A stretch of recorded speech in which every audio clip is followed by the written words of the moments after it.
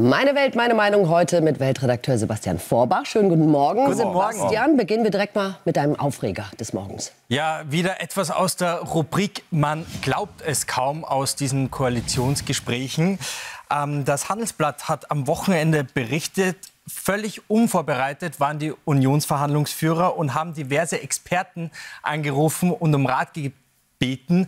Was könnten denn so eure Vorschläge sein? Die SPD hat da so viele. Uns fällt nicht wirklich was ein. Und da frage ich mich wirklich, was das soll. Es ist immer die Rede von die letzte Kugel für die Mitte, das ist unsere letzte Patrone. Dann denke ich mir, Freunde, habt ihr die einfach in die Luft gefeuert und euch gefreut? Juhu, wir werden wieder Kanzler. So schaut's nämlich fast aus.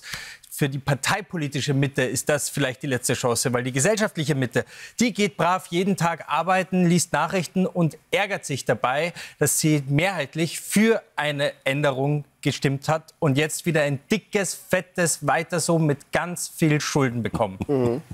Sebastian, die Grünen sind zwar nicht mehr in der Regierung, wollen aber trotzdem mitreden und haben jetzt einen Vorschlag, einen verpflichtenden Freiheitsdienst. Das ist quasi die Nachricht des Tages.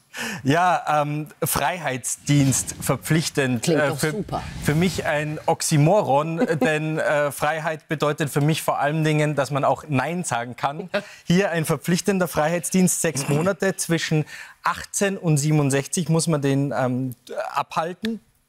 Und ganz neu, er ist nicht nur für Männer, sondern auch für Frauen, aber auch für nicht-deutsche Staatsbürger, die hier permanent wohnen.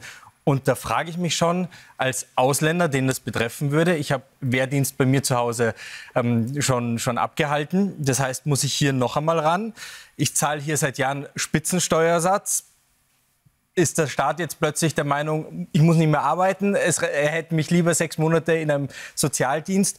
Und vor allen Dingen würde ich gerne mal darüber diskutieren, ich darf hier nicht wählen, aber dem Staat dienen sehr wohl, also da gibt es noch ganz viel, das geklärt werden muss. Nicht ganz unausgegoren, muss man dazu sagen. Heute steht noch ein wichtiges Urteil an, Sebastian. Ja, Marie Le Pen könnte für 2 Jahre ins Gefängnis kommen. Und das würde auch dazu führen, dass sie bei der nächsten Präsidentschaftswahl gar nicht antreten darf. Denn sollte sie verurteilt werden, egal ob sie ins Gefängnis kommt oder nicht, ist sie für 5 Jahre nicht wählbar. Was wird ihr vorgeworfen?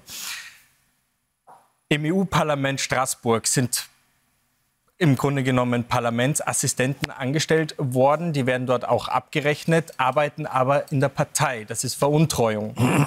Das passiert öfter, habe ich gelesen, in Frankreich. Nur bei Marie Le Pen und dem Rassemblement National dürfte das ein organisiertes, zentralisiertes System gewesen sein. Und zentralisiert bedeutet für die Pariser Staatsanwaltschaft, alles läuft bei ihr zusammen. Drum wird sie in Haftung genommen. Und das wäre schon spektakulär, weil sie steht aktuell bei Umfragen bei 41,5% und ist Topfavorit auf die nächste französische Präsidentin. Du hast eine Hoffnung und die bezieht sich auf die Türkei. Lass uns darüber reden. Ja, Hoffnung ist vielleicht übertrieben, aber auf jeden Fall ringt es mir sehr viel Respekt und Solidarität ab, was gerade in der Türkei, in Istanbul passiert. Das sind mehrere 100.000. Die CHP spricht sogar von 2,2 Millionen auf die Straße gegangen und demonstrieren für ihren Oberbürgermeister İmamoğlu, dass der endlich aus dem Gefängnis rauskommt, dass der antreten darf bei den Wahlen, den sie als ihren nächsten Präsidenten haben möchte. Erdogan geht mit voller Härte gegen seine politischen Gegner vor, lässt aber auch immer stärker die Polizei einschreiten bei diesen Demonstranten. Und dass sich trotzdem noch so viele finden, die für ihr Recht zu wählen bzw. für ihren Kandidaten auf die Straße gehen, ringt mir Respekt ab, ringt mir Solidarität ab und vor allem auch für das Pikachu vom Bosporus. Das ringt mir auch sehr viel Respekt und Solidarität ab. Sebastian Vorbach, Dankeschön. Danke.